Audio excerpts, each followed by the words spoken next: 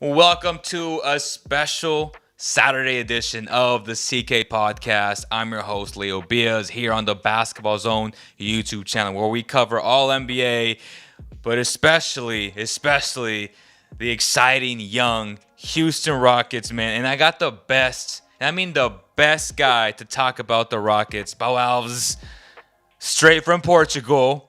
It's midnight Yes, over sir. there, and he's out here hustling, grinding for your boy, for Rockets Nation. How you doing, brother? Yeah, I'm doing good, dude. Young guys have been popping off lately, so couldn't feel better myself. Yeah, and we've seen Jalen Green just flat out ball. He had two big games against the Sacramento Kings recently, this past week. I know you had told me, well, if they win the game, I'm gonna be in a bad mood. And I couldn't stop laughing, bro. I was like, oh my god, like you would think the opposite, but I get it because this show we'll be discussing the top three prospects that fit best for the Houston Rockets. We both agree you always got to draft best player available, so we'll get into that. Do you think Jalen Green has a real shot at winning Rookie of the Year? That's topic number 2. And just overall season grades on what Paul has thought about, say, guys like Alperen Şengün, KPJ, Christian Wood, and what his future is with the Houston Rockets. But the first one is, do you think Jalen Green has a shot at winning Rookie of the Year? Ah, man. I'll be honest with you. If we were just counting the second half of the season, I Right. would say so. But I think he has too much catch up to play. I think he's been like straight up balling. I'd argue that he's been the best rookie for the last 2 months, but it's just too late. And he had a really slow start. He was really inefficient. The Rockets themselves had a system that didn't fit his strengths at all. So yeah, I think it's too late for him to win Rookie of the Year. I were as the Rockets fan base is mainly looking for and rooting Mm-hmm. for him to get his first Rookie of the Month, which unlucky for him, Rookie of the Month for the last month of the season is April. It's March and the end, the little bit end of April because you can't really make 1 out of 10 of 4 games. Um, so yeah, I think Rockets fans want that, and Rockets fans want are campaigning for him to get a rookie Right. first team over Josh Giddey. So we'll see how that goes. So yeah, Do my you think he out of deserves it? Like, be like objectively speaking, being a yeah, Rockets fan, but also more so like an NBA fan. Do you think he deserves it over the full body of work of a guy like Josh Giddey? I think it depends how he closes out the season. He has four Okay. games left. If he keeps up at least like the 23-3 on really good efficiency that he's been having for the last 2 months. Well, for context, he's averaging the last 2 months. He has like 23-3 on 46% from the field, 40% from three, 78% from the line. If he can keep that up for 4 more games, I think Giddy brings a certain level of playmaking that Jalen doesn't. But the gap in scoring and efficiency will be so big because Jalen's up to 54% through shooting. I think Giddy's at 47%. So that's 7% gap in true shooting, and I think the scoring that Jalen brings, and he's been elite for a rookie to end the season. I think objectively he should get it over Giddy just because, as I said, efficiency, defense, neither of those guys are really known for their defense. And then I guess you have rebounding, but if you look at it, Jalen's someone who's always going to be running up the court, so he's really not the guy that's going to get uncontested rebounds because usually they try to give him to KPJ or Wood passes it to KPJ so they can look for those Right. fast break opportunities. Giddy is for the Thunder. He's the guy that he is the point guard. He is the best passer on the team. So off every rebound, he's always getting the ball, trying to make a full court pass or whatever, a touchdown pass. So I really don't value rebounds that much. And both teams really pretty terrible record Yeah, wise they are. anyway. So yeah, I'd be I mean, they're pretty bad biases teams. aside. Yeah, We saw good moments, exciting moments from both the Kings and the Rockets this past week. But then we had those moments where we were like, damn, like these teams are really bad. Like you had like those 24-hour fitness moments. You're just like, what the hell are they doing? It was crazy to watch. But I did notice that you said that Jalen Green, as of late, has shown that defensive potential, and that was always my biggest concern uh, with him as a prospect going into the draft, right? Like, he has all the tools, but the reality is both he and KPJ aren't good defenders overall, and I don't base 2 weeks of, good play as, okay, now you're a good defender, but do you see him becoming a good defender in the NBA, knowing that his offensive, his responsibilities are going to be massive going forward? Yeah, I'll be honest with you. The part that's tantalizing for me about Jalen as a prospect is he's shown flashes of playmaking that he didn't prior to the NBA. He's had like 7 assist games where he's just dropping dimes, and he hasn't really been giving a chance to do that. But then you look at the defensive end, and as the season went on, early on, you'd say like he was a low IQ type of defender. He wouldn't communicate. He'd get lost. Um, and then as the season went on, this started happening less and less. And he's starting to take up the challenge. He's even like going as far as like rim protecting. You can see the last month he has like 4 or 5 blocks that he's coming in weak side and he's getting those blocks. And even then, Mm-hmm. 1-on-1, you look at him. I mean, he's listed as 6'4". Don't buy that. He's like 6'5", 6'6". He is a 6'5", 6'6" guard that's really quick on his feet, so people aren't going to blow past him. The thing about him right now is he's really skinny, so those power guards are going like to bump into his chest, and then they'll bully him defensively when he matches up against those types of guards. But the thing that's most impressive to me is he is someone who's known to be a scorer. He is by far the most important prospect on this team. But still, his work ethic is insane. He's on a 20-win team, and you see him time and time again be fighting through screens, losing by 20, fighting through screens, trying to really get better on that end. So I think he has the tools, he has the work ethic, and he's shown enough flashes that I believe he can be a good defender in the NBA. Not even better than average. I think he could be a good defender just because defense is so much about effort. And Yep. when you have the tools and you combine that with the effort and the work ethic, you're usually going to be a good defender. So that's part of what's so impressive to me. I really think he will be a good defender. Okay, so both you and I agree that he's not going to win Rookie of the Year, and he doesn't deserve it because there's been other guys. So who is your Rookie of the Year this year? It's Don't so say Cade. it's a three horse race. It's between Barnes, Mobley, and Kate, right? And Hmm. what Mobley has is he had a good start. He's slowed down since. The Cavs are the Since Allen best got team. injured, and then they became the worst defense statistically Yes. with him as like the guy. And man, I think people overrated the fact. Again, not to Yeah. say that he's not a great defender. He's an excellent defender, but I think people took for granted how good Allen was, right? As like the centerpiece, like the actual goalkeeper of that defense. But yeah, he's marvelous. But to me, honestly, bro, it's a one person race, and that's Scotty Barnes. Really? Yeah, You got it. I You got like. Scotty I Barnes. don't think it's close. I think when you come into the league with a lot of question marks, I had him number 2 on my big board. Like that's how high I was on him. I knew he'd be a superstar in the league. The reason I didn't put him number 1 was because I was obviously it's Cade's league, but he's been better than Cade. He's been more consistent. He made the Raptors relevant again. They're the number 6 seed in the loaded Eastern Conference. They're not there with him, and the best part is he's the lowest usage player out of all the rookies. That's 17%. Like, he doesn't need the ball to score. And it's not like he's averaging 5 points a game. Like, the guy is pretty much averaging 15 to 8, I think. And so, Yep. like, he has all the metrics, all the analytics, and he has a box score numbers, too, for, like, the casual fans. And then he makes all the right plays. He knows how to play the right game. Like, he's high IQ, high motor, great defender.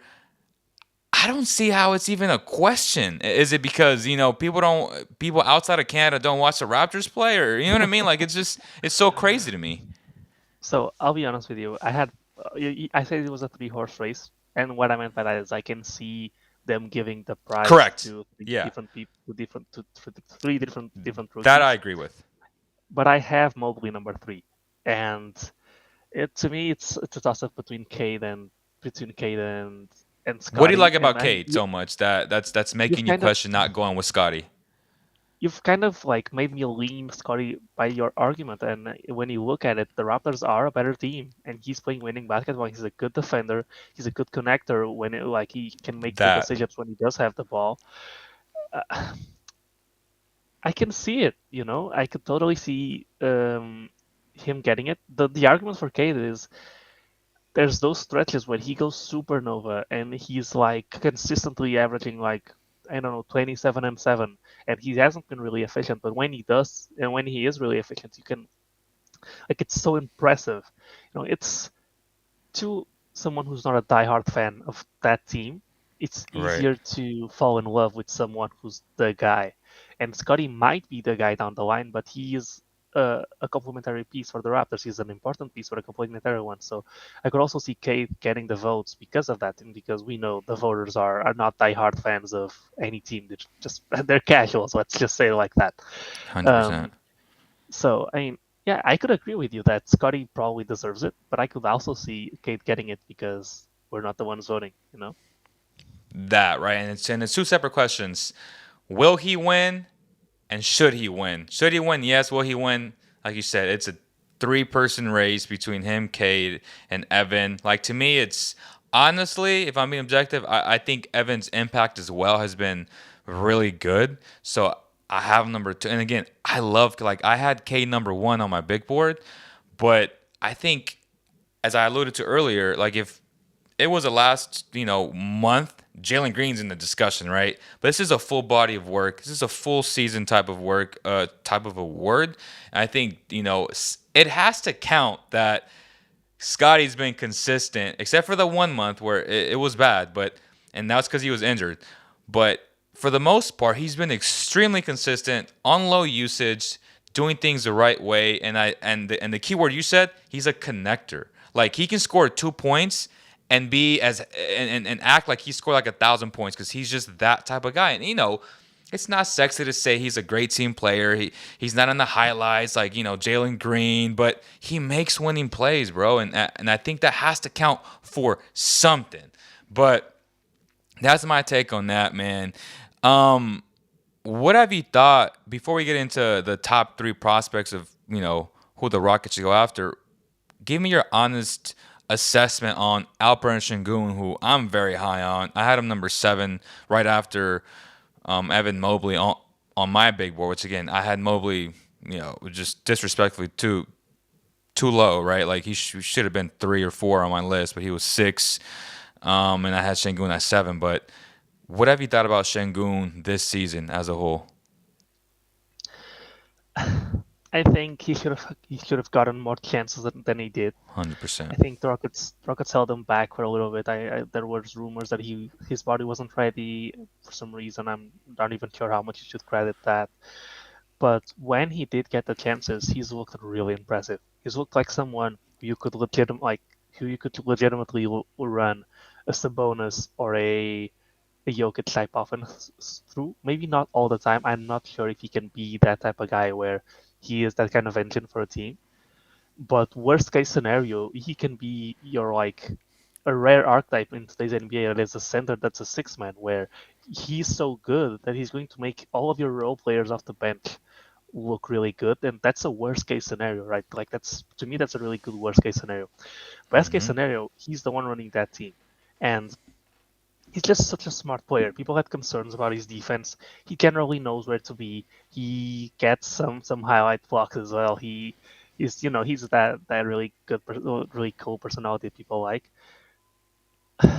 And then like he is really smart. He makes the right passes. He goes and sets screens. He can put the ball on the floor and attack the basket. It's just a hard archetype to build around. When you're Sengun, there's very little middle ground. You're either going to be really good or you're going to be a bust. And right now, and because he tries so hard, like you don't see Sengun give up on plays. He might not be diving on the floor. I mean, he's 6'10", so it's not Yeah. really normal for him to dive on the floor. But Yeah. he's not gonna give up. He has a really good work ethic. He is worked out with the team. We've seen after he worked out with the team, he's been really a lot quicker making his moves. Yeah, I think he's just a really smart player that How much has a lot weight of does he have to skills. lose for you to be like, okay, this is the right weight for him? I don't think he has to lose any weight. I think he has to turn some of his current weight into muscle, but I don't think Okay. he should lose much weight because that makes him a better post player. It makes him a better, what's it called, a better Okay. post defender as well, and that's going to be his bread and butter. So I don't really want to take away from his strengths to make him better at some stuff that maybe that's just like really just not his game. But I think with time, he can be an average defender, and if he can't Can he be an be average as good defender, as Sabonis? Like that type of strength, that type of ability offensively, right? That he's a great. I mean, both guys are great yep, passers, but obviously Sabonis. I mean, guy's an all-star. Like, do yep. you see him being Sabonis?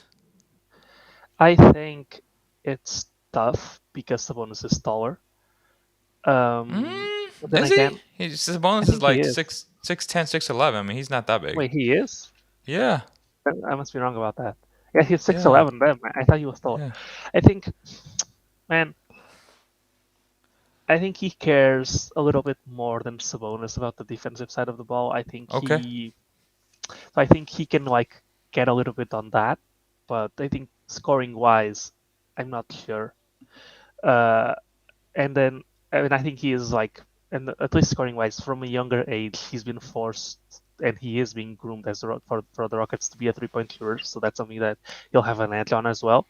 I'm not sure if he'll be as reliable in the post as Sabonis is. I'm Hmm. not sure if he'll be as much of a beast on the boards as Sabonis is. Um, and then passing, I think they can be. He can Sengun can get to Sabonis' level as a passer as well. I think Yep. he's shown the flashes, and I think with consistency, I think he can get there. But I think he's definitely behind Jalen, the second most important player on this team. So So, that's saying a lot. so earlier in the year, you said that Shengun was the better rookie, and it wasn't close, right? And obviously, you've shifted right to like Jalen has really opened up his game. He's played a lot better. But the one player that we both you and I were adamant about, and like as the most important player, was KPJ because he's just so damn talented. But you really don't know night in and night out what you're going to get from him. Not just, for someone as close as you that covers him every night, but even for someone like me or other national people that see him like occasionally, I don't think he's shooting high from the free throw line. Like he's a bad defender, but has the tools to be a good defender. He's an excellent passer in transition, like from what I watched the past two games. But I just feel like something is missing, man. Like, can you tell me and help me what that is? Man, I would tell you his biggest improvement this year has been his defense. Actually, he's not a good defender, but he's definitely average at this point, and he has the tools to be Mm-hmm. better. So, then as I told you That's what the I'm last saying. time I Yeah, was here, like you look at KPJ and you see like there's nothing in particular that he can't do, right? that. And that's what's so tantalizing about him. But then there's been like 2 3 episodes this season where he's just his body language is off, and he that was that huge incident that even Shams reported about that he left. Mm-hmm. I don't put too much emphasis on that, like compared to like most national media people, because he's someone who's known to have some issues like with Yeah. his mentality, right? What he did, and described by people well, that would know, he removed himself from the situation, right? He was pissed, and instead of Mm-hmm. throwing a tantrum like he did in Cleveland, what he did was like he was told you're not going to play the second half, and he took off. He left. Like he removed himself from the situation, and he was suspended for a game, and then that was that. The problem with him is on the court, he's not always locked in, and maybe it's an That. IQ issue, but he gets lackadaisical with the ball, which leads to turnovers. If things are not going his way, he gets down on himself. Less so now than at the beginning of the season, but he just I don't know, man. It's one of those cases where he has all the talent, but can the mentality work out? And I'm not sure he has. Like next year is the last year of his contract. I'm pretty sure I can tell you right now he's not going to get extended because he created enough issues throughout the season that even if he takes like a bargain deal, the Rockets don't want to commit to him like really long term. So he has one more year, and Mm-hmm. that's probably if the Rockets don't land 4 or 5 and take Ivy. So he has probably one more year.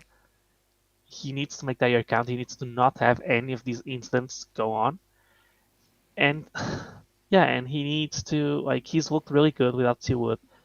Um, I think when he gets to be a scorer first and a playmaker later, when he doesn't have all of these egos or mouths to feed on the team, where he was playing with Christian Wood, who I don't know how familiar you are with how Hmm. the Rockets play, but Christian Wood this season has not set a hard screen for a guard pretty much. He's someone who's always going to slip the screen, get the mismatch, and post That's up. who he And is, he's not a though. like I don't know why Rockets fans are surprised. I mean, if you watch the tape with Detroit, that's who he is. He's a slip yeah, screen, soft screener. yeah, Like, he's about him, and that's the problem, right? Like where you have two exactly. guys that are about themselves and their egos are huge, and you're just like, whoa, why isn't this working? Yeah, yeah. So he's looked a lot better without C Wood, and even with Garuba, who's not a center playing center, he's looked a lot better. Why? Because Garuba's going to set a hard screen, get him an advantage. He's going to get downhill, and he'll make the right pass off of it, right? Hmm. He's not going to be a true point guard. I mean, very rarely do you see that in the NBA, regardless. But I think I'll reserve my judgment, and a lot of Rockets fans are already quit on KPJ. I will reserve my judgment to if we get next season a real center that's going to like, be less of an offensive option and set up play for the team a little bit more. I'll reserve Why my hasn't he judgment worked until out then. well with Shengun though? Like, do you see a KPJ He has, Shengun duo like work, like yes, longevity, or he has, but they don't get many minutes together because Christian Wood they're gets 20 minutes a night, and he's the first unit.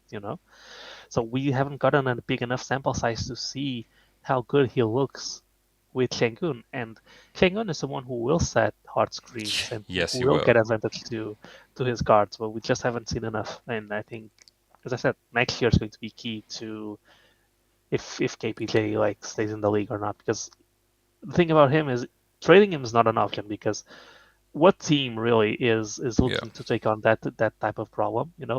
It made sense for the Rockets back then because they didn't have any young talent besides maybe if you consider Tate and for sure KJ Martin.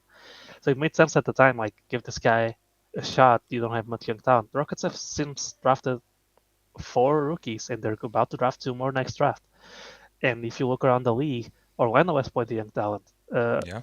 Detroit has Cade, so you're not going to play Cade and KPJ unless some random team, unless the Blazers decide to trade Lillard, I don't, and even then they have Anthony Simons. I don't see another team that would like to take a shot at KPJ. So Well, I to mean, him, I well, think for real quick for the Pistons, and no disrespect to Killian Hayes, but I think KPJ is like, he's better I than mean, Killian Hayes. KPJ Yeah, is a lot better than Killian Hayes. I'm throwing shots at Hayes, right?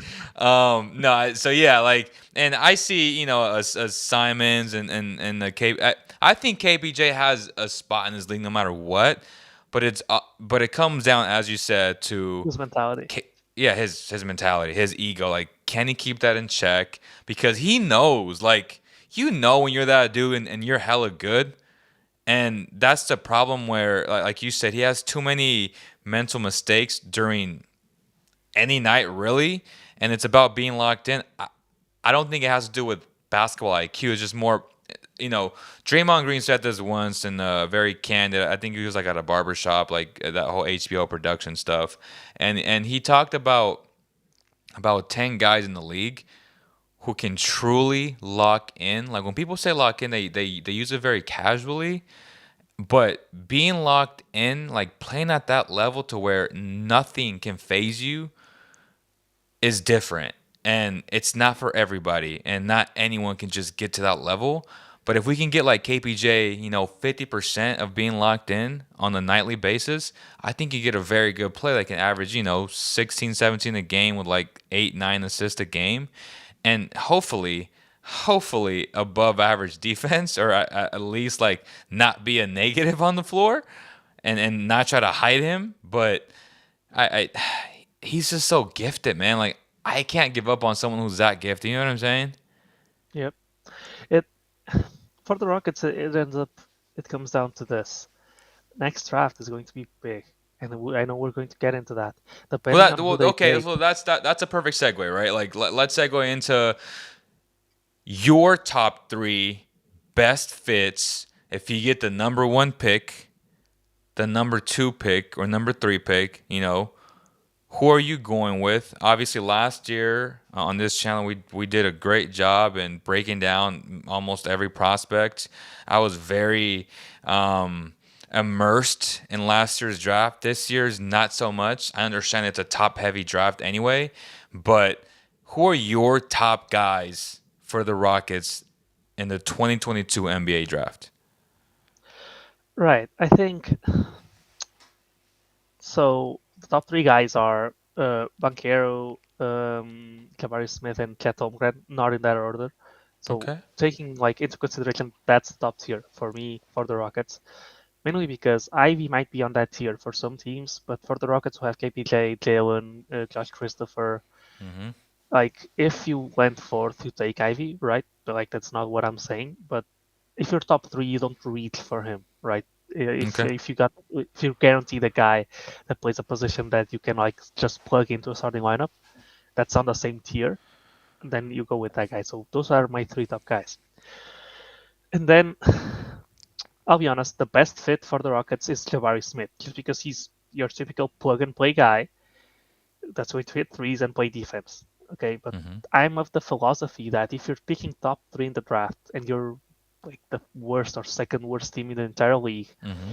you've got to go for the best player available, like completely regardless of fit, and you've got to go for the highest ceiling. And this is a hot take, but I would go with Banchero. Just because shot creation is the name of the game. He's got Mm-hmm. the clearest path to being a star. He is someone whose basketball IQ is through the roof. Defensive IQ is also through the roof, even though he's not the best defender. That's a little bit of a difference. That he's also Duke's defensive coordinator on the floor. Like he's telling everybody where to go. He's reading what the offense is doing, Mm-hmm. reacting to it. That's really valuable for this team, who really needs a defensive communicator. He has, I'll call it the it factor, where we saw for Duke when they really needed him most. Not last game, not Mm-hmm. the Elite Eight game, but the game before. They were Sweet struggling. 16. And there was a 7 minute stretch there where he just said, "Get me the ball, I'm winning this game," and that's what he did. Um, and then Does he have a little look bit of at Jason Tatum in him? Like, do you see yes, that or no? Okay. yes, I do see that. I think Duke forces him to play like Julius Randle too much when he's more of a Jason Tatum type. Where he's going to be on the perimeter, and if he's on an island, nobody's stopping him. And he has a bunch of moves. I like his footwork is elite. He has a Mm-hmm. bunch of counters. He's, I would call him the best passer in this draft. Like he's that good. You can tell that he's the guy that's used to being the guy, and he knows that. Okay, so if I'm getting double teamed, I need to look for the pass right away. Like his processing is really good. You can see him make high level reads all the time, and so I can clearly see the path for him to being a star. And regardless of fit, I know Shengun is going to be an on-ball guy. I know Jalen can be an off-ball guy, but you want the ball in his hands as well. Regardless of that, you go for the guy that's got a best shot at being a star. Because later on, you can trade them if you need to. So I've got Banchero because of that. Do you see So the if fit I with don't, like Jalen, who like needs shot creation, can already create his own shot at the age of 20? We want to see more of Shengun in the high post. I would like to run. I don't get why they couldn't run them more often with Christian Wood and him. I mean, I do get why for defensive purposes, but just offensively running horns with those two who are gifted in so many different ways. Like, do you see the Shengun, Jalen Green, and Banchero trio work offensively and defensively? so offensively, Shengun is developing as a three-point shooter. So I think you can both run Banchero on the perimeter. And Banchero is with Duke is used to playing with a guy that's going to be under the basket if need be. Mm-hmm. I think you can also run some sets where Banchero has the ball and Chingun is posted up on the perimeter. I think you can also run sets where Chingun has the ball in the post and Banchero is spacing out in the corner because, contrary to popular belief, like I looked at Synergy a couple of days ago, Banchero is a better off-ball player than Chet Holmgren is. And that sounds crazy, right? But if you look at cuts and catch and shoot, Banchero has higher percentages all around on even Really? I think 5% higher volume. So that's surprising, right? So I Yeah. think they can both play together offensively. Defensively, it's not going to be great year one, year two. Uh, I think Banchero is a better defensive player than he gets credit for. I'm not sure if he's the plus you need next to Şengün, but it doesn't really matter. The Rockets are going to be bad for 1 or 2 years more, and they're good enough that you can play together without being completely dysfunctional. So you play them together, and if you need to make this, like they could adapt to each other and be a good fit, you never know. But if they don't, you still have like 2 years from now, when you want to try and win again, you can make a decision then. You don't pass up on what I consider being the best player because of that. I think Banchero can be better defender than what he gets credit for just because he plays next to Mark Williams. And Duke's strategy is let's funnel guys into Mark Williams and he's going to protect the rim, and that's our strategy, right? So I think he is underrated as a weak side shot blocker. I think people give Jabari a lot of credit for it.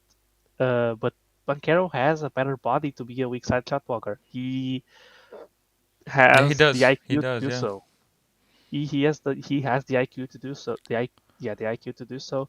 So I mean, I just believe in Banchero's ability Okay. to play whatever role you need because that's been his game his entire career. He's gotten to Duke and he's played what Duke needs him to play, even though it doesn't suit his strengths the best.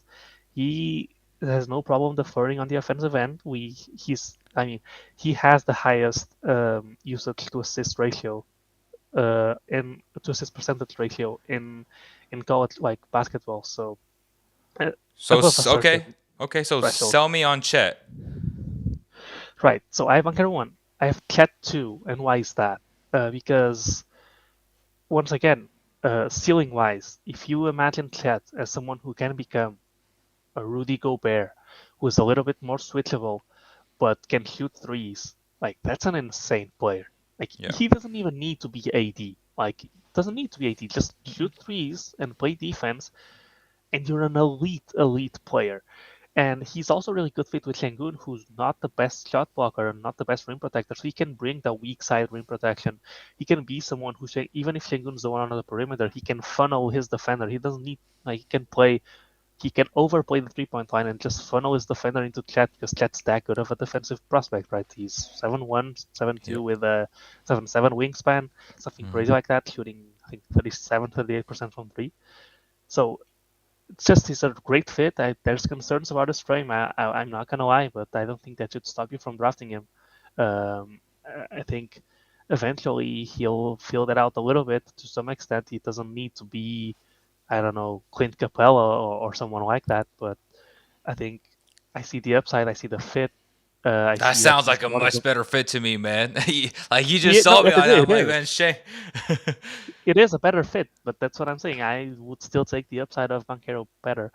Um, and then So again, what I don't think you like in terms of like the upside of Chet then? Because like if you're describing him to be a Rudy Gobert on steroids, that's insane to me. Because it is insane, but people overestimate like how good Rudy is. You know. yeah, I think it's not a given that he's going to become that. I think that's his ceiling, right? And I'm not sure how achievable that ceiling is versus what Banchero can do to achieve his ceiling as a playmaking. I even think Banchero can be a three at the NBA level if he slims down a little bit. He bulked up to go play for the four for Duke. Mm-hmm. I think like that's your ideal scenario with Chet, but I'm not sure if he can reach that. It's stuff. You've got the body concerns. You've got I mean, he can work on his conditioning, but he was gassed in his last game. Like Memphis, even before his last game, like Memphis was running the floor with him, and he was struggling. Um, so there's some questions there, and I'm not even sure. Like his 3 point shooting really dipped to in the NCAA tournament against better competition. Mm-hmm. So that's a question as well. And then I think he's pretty slow-footed for what people usually think. I think he will get blown That's by on true. the perimeter. I'm not sold on people that say he's like Jonathan Isaac in the sense that he's going to be No, really nowhere switchable. Like near. he's not. nowhere near. Like he's going to get blown by, and that's Yep. another concern. Like how does like there's not really many players like that. If you ideally like there are mobile, but are not mobile enough to put them on the So perimeter. So I question think for there's you, there's and still big questions there. so question for you, and I've been having this thought in my head because a lot of people are very high on Chet, but when I look at Chet, I'm like, okay, well, let's talk about similar guys that have his frame, and you really can't think of them. You know, maybe AD, but you kind of figured AD had the shoulders to round out later in Yeah, his life, which he has. Like he's bulked up, and you don't see that with Chet.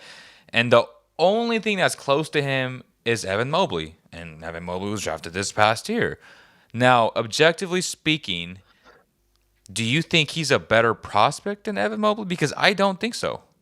no, I don't have him as a better prospect than Mobley. I think Mobley was a lot more mobile than Chet is, and I think Mobley has a better frame to fit to fill in than Chet does.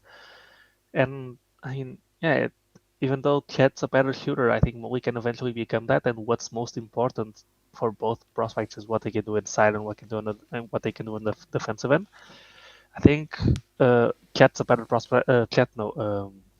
Mobley's a better prospect, and we've seen so far how well he's done. I think the concerns about Mobley's frame last Hmm. year were overblown. I was one of the people that had some concerns, but I was definitely wrong. Hmm. I'm not. I don't think the concerns about Chet are as overblown as Mobley's were last year.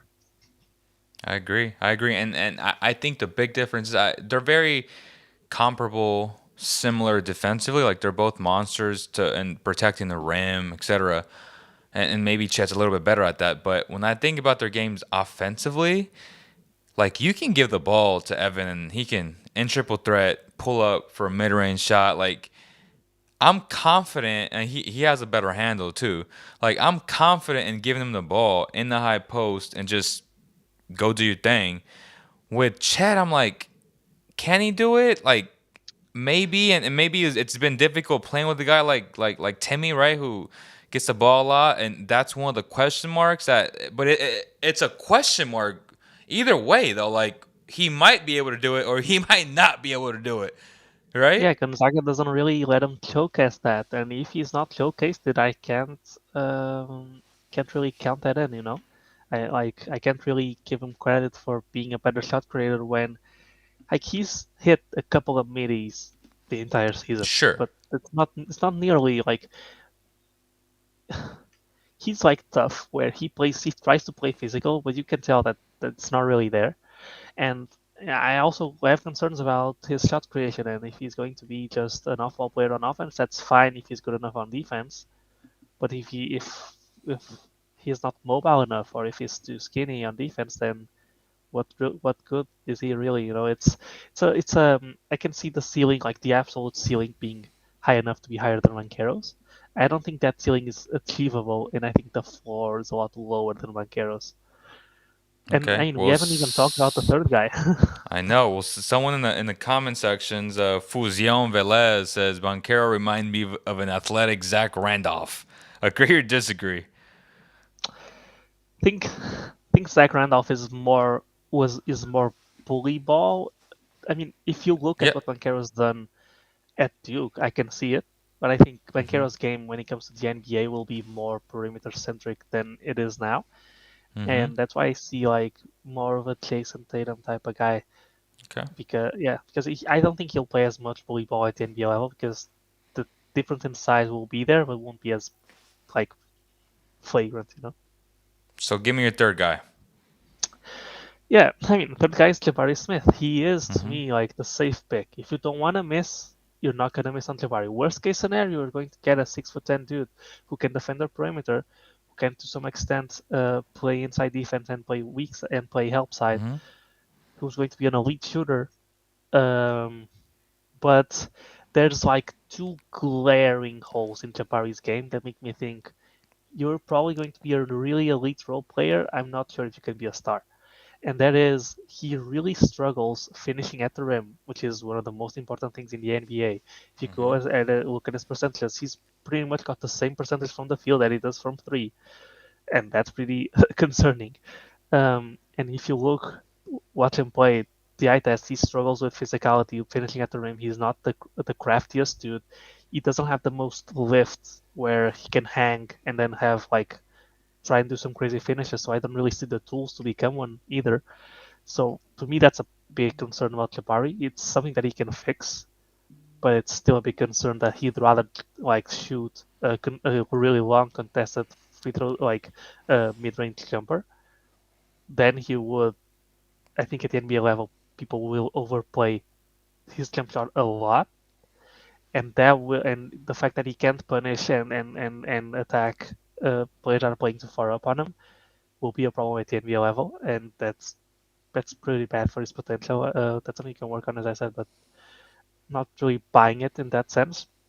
Okay. And the other thing is his handle is just not there at all. Right. Like Christian Wood, I don't really like Christian Wood, but Christian Wood's someone who can bring the ball up the floor and attack in transition Mm-hmm. if need be. Jabari, like as simple as dribbling the ball up the court in transition with speed, that's already too tough for Jabari. Now imagine if that's already tough for him. Imagine if or a lot of people like to project like a KD level game where he's just gonna shoot over everyone.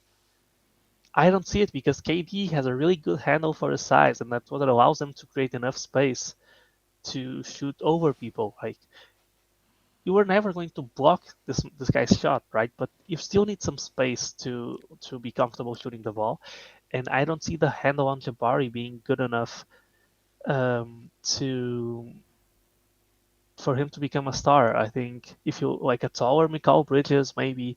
Um, I think the other thing They is said the Jabari to difference me is like a Jaren Jackson Jr. to an extent, but with better perimeter defense, worse inside defense, in my opinion, and a weaker inside game where he's not as physical Yes. As as Jaren. as Triple J is. But the other thing is when I'm looking at these prospects, I'm thinking, what's more likely that Jabari evolves? Let's look at it. Imagine this is 2K, and you've got Mm-hmm. Jabari who has a handle and a finishing inside at a 20, and you need him to get that up to a 70, but he's like a 99 at these other categories.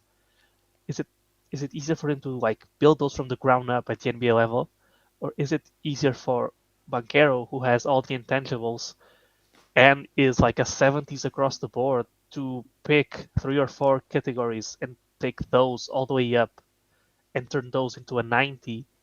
And now you have like this really fundamentally sound player who's elite at some stuff, and that's going to be a star. I think it's more likely that Banquero refines his game, becomes more efficient, and becomes elite at some things than it is for Jabari, who's elite at a lot of things, to That's become good interesting. enough at these 2 big holes that he has in his game. This is ultimately the difference between role players and stars. Like, look at a guy like Robert Covington, like insane defender, weak side, right? Like 99, good shooter, like 85. But then you look at the other parts of his game, like this guy's not gonna score on you. Like he has no creativity whatsoever Mm-hmm. to either like be a playmaker or just be a scorer in general. But then you look at someone like, I don't know, like any star in the league, like they have a fundamental basis, like a fundamental group of skills that they are really good at, and then they're elite at some stuff, and that's what makes them stars. So I think if you want to go safe, go Jabari. If you want to go for the best ceiling, go Paulo, or the most achievable best ceiling, go Paulo. And for the Rockets, I think they're in a position where they should go for the best ceiling still. I'm really high on Jalen. I think he is guaranteed to be a star, and Mm-hmm. he's the guy they should build around. But nowadays, teams don't have 2 stars. Teams have two superstars, and then they have a third star, or they have Yep. 3 superstars like completely. They at the very minimum have 3 guys that can generate their own shot, and this is true for almost every contender. Like long gone are the days where you have one guy like a James Harden, and you build around him, and he takes you to the top. Like Dirk Nowitzki, like that kind of Player. way to build a championship is gone Yeah. nowadays. People are just going to keep building super teams because that's how the way the league is going. So you need more than like the guaranteed guy in in Green, the maybe guy in Chengun, I would go for Banchero because I think they need at least three, and I think Banchero has the potential to be like I think he would be the second best prospect on this team above Şengün. That might be a hot take because of what Şengün has shown us, but that's how I feel. And he's a really good fit with Jalen, where Jalen is someone who can create on ball. But if you looked at him last game against the Kings, like he's someone who has the ball where he gives it away really easily to whatever player, and he'll relocate like really quickly. There was a couple of plays last night where he drives in, gets cut Hmm. off, passes the ball to a role player, and immediately relocates to the 3 point line and gets a wide open shot. Kind of like, in a weird way, kind of like Steph Curry, where he's just moving all over the place. And Relocates. Yep. yeah, and Banchero is someone with a high IQ, a high passing IQ, who's going to find him where he when he does this kind of stuff. So I think like if you look at it in a vacuum between Banchero and Jalen, that's a really exciting two-man like core to build around. And then you've got Şengün who even adds on top of that. So Tyson in the comments says Jabari will be a glue guy or an ultra role player. Pretty much what you said. Yep. Um, so let's finish this off with your thoughts on the future of Christian Wood with the Houston Rockets. If you follow me on Twitter, you'll know I'm not a Christian Wood type of guy. Hmm. Especially on a rebuild, he's way too selfish. He's clearly looking out for his next contract, or at least on the Rockets. And I don't blame him. If I was him, I'd be doing the exact same thing. I'm on like one of the worst teams in the league. Let me get my own, worry about Hmm. that, secure my bag, because that's my priority. I don't blame him whatsoever as a person, as a basketball player for this team. First of all, he's in the way of Şengün, so that's already a problem. The Rockets are Hmm. going to draft, hopefully, if they land top three, another big, another problem. You've got Garuba in the wings, who's just now getting playing time, who was injured on the T League for the longest time. You've got Caitlyn Martin, who, in my opinion, is going to ideally be a four, and he's improved at such a rapid rate, and the Rockets look so much better with him on the floor, so that's another problem. Then you look at it, what I mentioned before from the screening standpoint, he screens for himself. He doesn't create advantages for his guards, and the Rockets' most important player is a guard, right? So that's another problem. Like that's not the best kind of big to have with Jalen. And when you look at the stats, Jalen with anybody that's not Christian Wood playing the five is a lot better of a player than he is with Christian Wood because, and just picture this scenario: you're Jalen is a two, right? And you've got Jalen and Christian Wood setting up a pick and roll. Christian Wood slips to the post, and then you now have Christian Wood. You have Jalen Green on the perimeter with Steven Adams on him, and you've got Christian Wood in the post with, let's say, like a shooting guard, like Jimmy Butler on him. The ball in the current Rockets offense is always going to go to Christian Wood for the post up. That's not a better mismatch than Jalen Green on whatever immobile big you have on the perimeter. He's going to blow past them every single time. Yeah. And with Christian Wood on the team, he has the seniority, and he is currently probably the best player. So he's like that's going to continue to be a thing. He is going to get his way, and I think this team needs to prioritize other players. So ultimately, I don't think he is on the Rockets next season. What do you think you can get for him though? Realistically, first round pick. Probably, yeah. If you ask Rockets Twitter, this is going to be not like a popular take. I don't think he's worth nearly as much. I don't think he's worth two first-round picks, and that's what Oh hell Rockets no, Twitter will no. tell you. Yeah, because people look at it and they see, oh, he's averaging 18 and 10, and I'm like, yeah, and he's On a shooting bad team. 39%. He's shooting 39% from three on like 5 shots. That's really good for a big. Yes, that's really good for a big, but at the same time, he has no playoff experience, so you don't know if he's going to get exploited. This season, he's played no defense, doesn't even take the challenge. He's legitimately a better defender on the perimeter than he is inside. He he I don't remember a single time he's gotten dunked on, and that's a statement to the fact that he's not taking up the challenge. He's not going for the box, right? So what you're going to need, and he is someone who has an ego. So you're going to need a team that's a contender, right? That has like already one or two alpha dogs who are going to put him in his place and have him play a role. He can be an elite role player, just being a pick and pop, pick and roll big, an offensive big. he can Do be you think that. he's a good fit next to a guy like Sabonis and Fox? It's tough because I'm not like with Fox for sure. With Sabonis, I haven't watched enough, and I didn't watch enough back in Indiana to see what was wrong between Turner and Sabonis. I think Uh Christian huh. Wood can definitely Christian Wood's a better perimeter defender than Miles Turner. I think he's best guarding the perimeter versus the 3 point line. What he struggles with is playing that middle term between being in help side position and closing out to the corner. He struggles with that. So that's tough Is if he you a want to good play him weak at the side rim four. protector? No.